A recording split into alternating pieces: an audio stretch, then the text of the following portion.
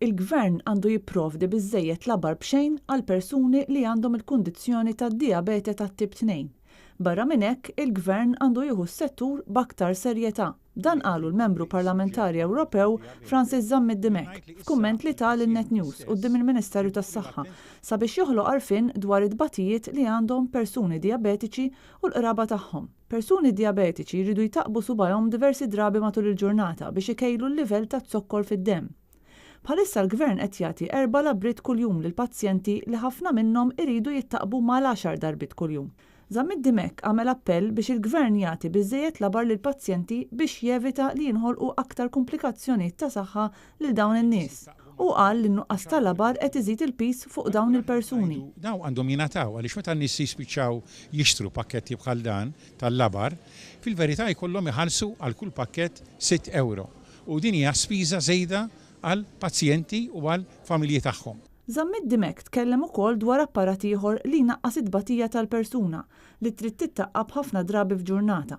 Dan l-apparat inaqqas ħafna mill-uġigħ tat-titqiba.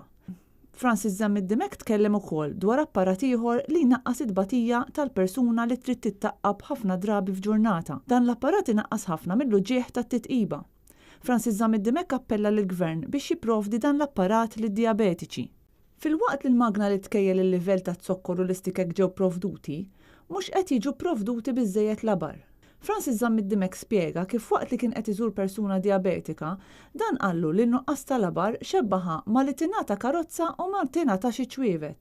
Qal li meta wieħed iqis in-numru kbir ta' diabetiċi li għandna f'pajjiżna jidher ċar li hemm bżonn li jsir aktar f'dan il-qasam.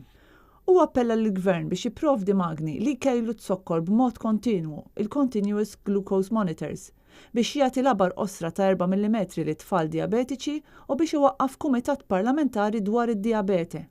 Minkejja diversi appelli li għamel Francis fl-aħħar jiem, il-gvern ma għamel xejn li fsab skużi biex jiġġustifika n-nuqqasijiet. Jekk tassew dal-flus kollha x'inqasmu x'ninvestu ejja nagħtu l-prijorità lill-qasam tas-saħħa li jolqot eluf u eluf ta' familji Maltin.